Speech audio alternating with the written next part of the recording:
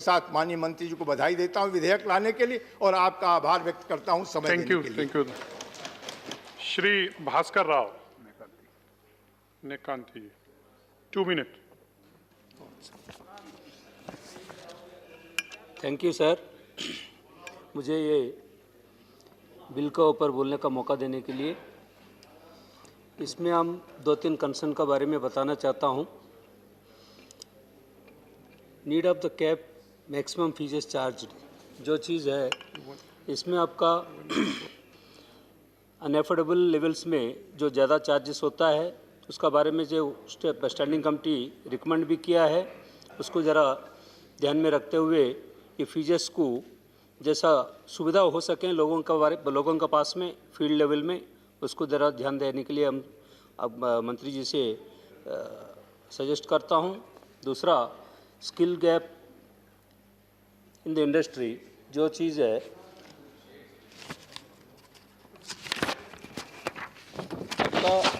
इस इंडस्ट्री में जो काम करने का स्किल ट्राइंड पर्सन्स अवेलेबल नहीं है।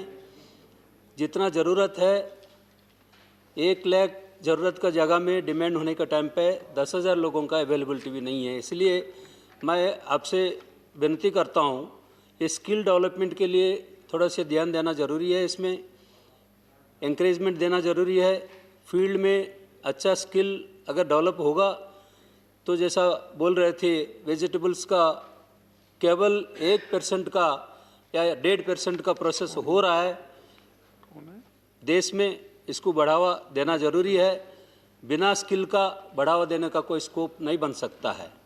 इसलिए मैं मंत्री जी से अनुरोध करूंगा, स्किल ट्रेनिंग के लिए ज़्यादा से ज़्यादा जहां हो सके उधर ध्यान देने के लिए इस बिल में जैसा परिवर्तन लाएं। फूड प्रोसेसिंग सेक्टर में मैं इसमें मेरा अपना क्षेत्र का एक अनुभव मैं बताऊंगा आपको। Food processing, mega food processing का जो पार्क बन रहा है उसमें जो काम चल रहा है, अभी तक मैं 6 साल हो गया है, मेरे क्षेत्र में एक food processing unit food park है, मेगा फूड पार्क। अभी तक संतोषजनक काम उसमें नहीं हो पा रहा है।